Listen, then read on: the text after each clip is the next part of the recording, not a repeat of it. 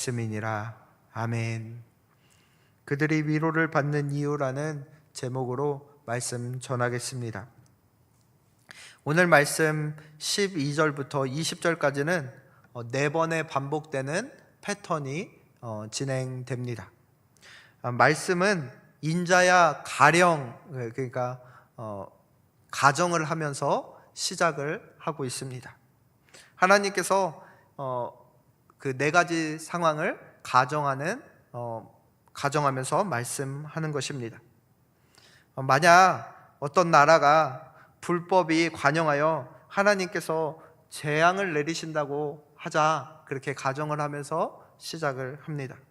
4가지 재앙은 이것입니다. 기근이 찾아오는 재앙, 기근 재앙, 사나운 짐승의 재앙, 칼의 재앙, 전염병의 재앙, 이 4가지 상황을 반복되는 패턴으로 이야기하고 계십니다. 이 말씀의 중요한 포인트는 14절 말씀에 있습니다. 비록 노아, 다니엘, 욥 의인들이 거기에 있을지라도 그들은 자기의 공로로 자기의 생명만 건질 수 있다는 것이 오늘 말씀의 중요한 포인트입니다. 그 말은 나 주 여호와의 말씀이다라고 하시면서 하나님이 그렇게 우리에게 말씀해 주시고 계십니다. 이 말씀은 비록 당대의 의인이 그 성에 있다 할지라도 그 자신만 구원할 수 있을 거다라는 분명한 말씀입니다. 타인을 아무리 의인이 있다 해도 타인을 그 재앙으로부터 구원할 수 없다는 것이 오늘 말씀의 요지입니다. 이 말씀은 20절에 가서 좀 더 확장됩니다. 우리 20절 말씀 함께 읽어보겠습니다. 오늘 본문 20절입니다. 같이 읽겠습니다. 시작. 비록 노아, 다니엘, 욥이 거기 있을지라도 나의 삶을 두고 맹세하노니 그들도 자녀는 건지지 못하고 자기의 공로로 자기의 생명만 건지리라.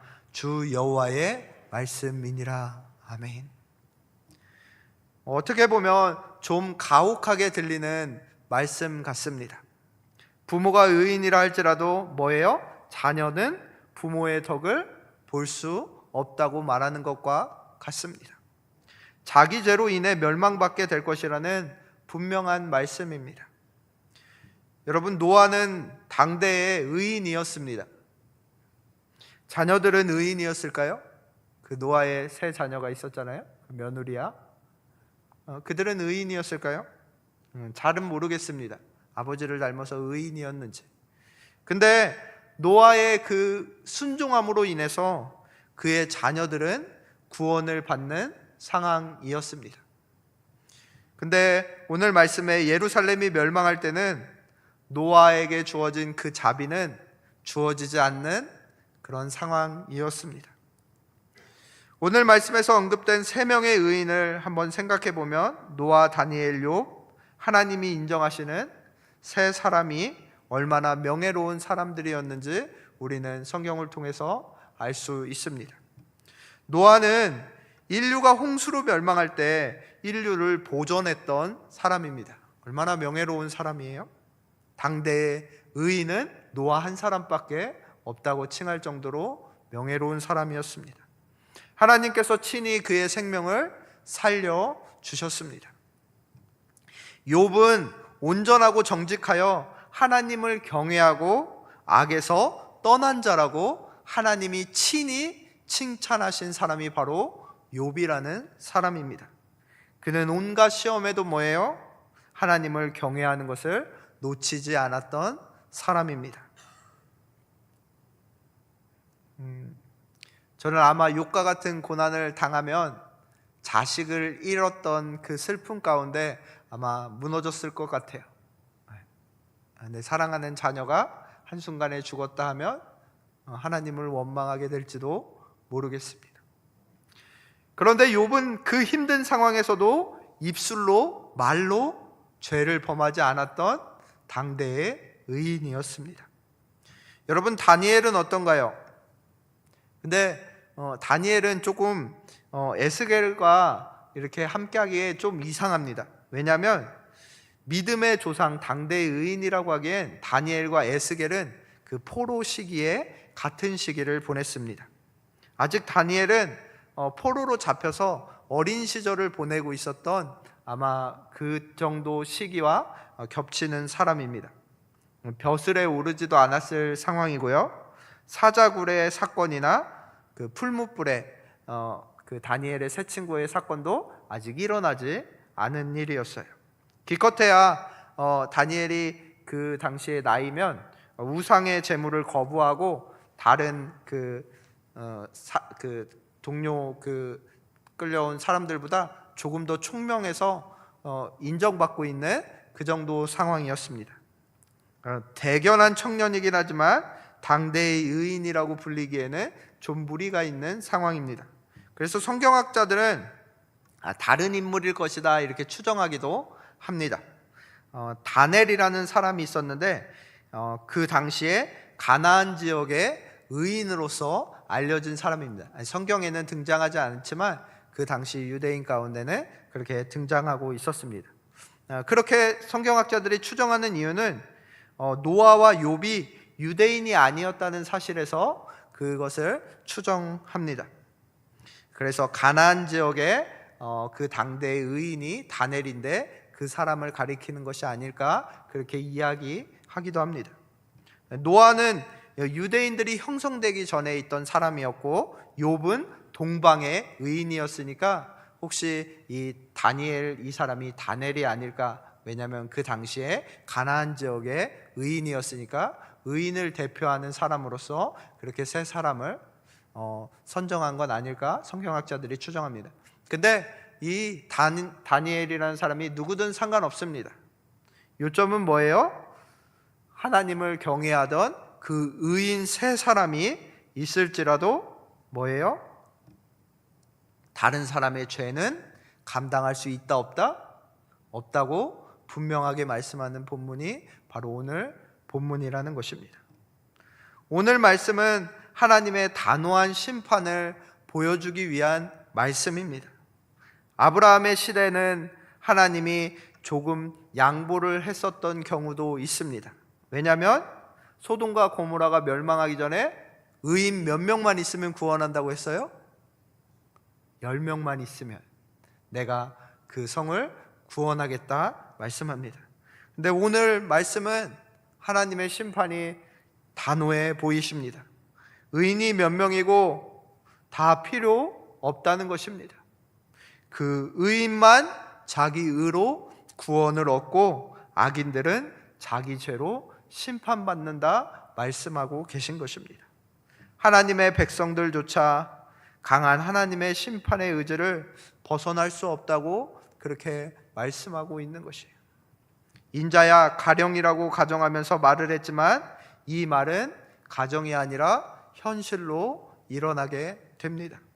에스겔 오늘 본문 21절을 같이 한번 읽어보겠습니다. 21절 말씀입니다. 시작. 주 여호와께서 이같이 이르시되 내가 나의 4가지 중한 벌 곧 칼과 기근과 사나운 짐승과 전염병을 예루살렘에 함께 내려 사람과 짐승을 그 중에서 끊으리니 그 해가 더욱 심하지 아니하겠느냐. 앞에서 가정할 때는 성 하나에 재앙 하나씩 내립니다. 근데 예루살렘에는 뭐예요? 이 4가지 재앙을 동시에 내리겠다라고 말씀하시는 거예요. 기근과 칼과 사나운 짐승과 이 전염병이 동시에 찾아온다면 얼마나 끔찍한 상황이 되겠습니까? 근데 지금 이 재앙의 말씀은 결코 가정의 말씀이 아닙니다. 하나님의 심판 앞에서 살아남을 사람이 없다고 말씀하고 계십니다. 현재 이 에스겔을 읽고 있는 그들의 상황은 어떤 상황일까요? 이미 포로로 잡혀온 상황입니다. 근데 하나님이 예루살렘이 멸망하겠다고 말씀하고 계시는 것입니다. 근데 그 포로로 잡혀가 있는 그 상황에서 바벨론의 포로에서 내가 너희를 예루살렘으로 데려오겠다고 또 말씀해주고 계십니다. 죄를 지적하고서 심판하시겠다고 말씀하시면서 동시에 뭐예요? 하나님은 그들에게 회복을, 소망을, 위로를 동시에 해주고 있다는 것입니다. 그 이유가 무엇이냐면 그 죄악에서 돌이켜서 구원받아라 라는 그 엄중한 경고 속에 그 하나님의 사랑이 동시에 포함되어져 있는 것입니다. 그래서 22절에 이렇게 말씀하십니다. 우리 같이 한번 읽어보겠습니다. 22절 시작. 그러나 그 가운데서 피하는 자가 남아있어 끌려 나오리니 곧 자녀들이라. 그들이 너희에게로 나오리니 너희가 그 행동과 소행을 보면 내가 예루살렘에 내린 재앙 곧 그 내린 모든 일에 대하여 너희가 위로를 받을 것이라 라고 말씀합니다. 위로를 받는다는 것이 무슨 뜻일까요? 몇 명이라도 살아남아서 돌아오니까 위로가 되는 것일까요? 여러분, 그게 위로가 되겠습니까? 한두 명 살아남은 것이? 아니면 예루살렘이 비참한 상황에 처했던 것을 보는데 나는 바벨론 포로로 잡혀와서 그 비참한 상황을 당하지 않았으니까 나는 좀 괜찮구나 하면서 위로를 받았을까요? 네, 그것도 아닐 것입니다. 23절에 그 위로가 받은 이유가 등장하고 있습니다. 우리 23절 마지막 말씀 같이 함께 읽겠습니다. 시작. 너희가 그 행동과 소행을 볼 때 그들에 의해 의로를 받고 내가 예루살렘에 행한 모든 일이 이유 없이 한 것이 아닌 줄을 알리라. 주 여호와의 말씀이니라. 이 말씀이 도대체 무슨 말씀일까요? 살아남은 자들이 심판받는 자들의 소행을 볼 때 그들에 의해서 위로를 받게 될 것이라는 것입니다.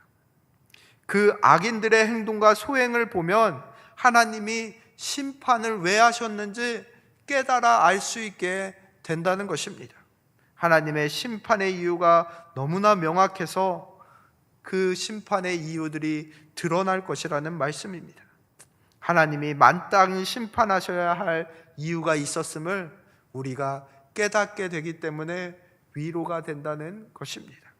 그들의 죄악에 비하면 하나님의 심판은 오히려 너무나 약했을지도 모른다는 그런 생각이 든다는 것입니다. 하나님이 이래서 심판했구나 하는 그것이 확실히 깨달아지기 때문에 그들이 위로를 받는다는 말입니다. 오늘 에스겔서의 이 죄악은 그 어느 시대보다 끔찍한 죄악이었던 것입니다. 노아의 홍수 심판 때보다 악이 더 심했습니다. 소돔과 고모라 때보다도 악이 더 창궐했습니다. 역사는 왜 그런지 모르는데 하나님 앞에서 그 악을 점점점 반복되어 나아갑니다. 그리고 그 악은 점점점 심해지는 것 같습니다. 오늘날에도 그 악이 계속 심해지고 있습니다. 역사를 통해서 왜 우리는 그 악이 심해짐에도 같은 일을 반복하며 그 악을, 죄를 범하는지 모르겠습니다. 아마 원죄가 있어서 그런지 모르겠어요.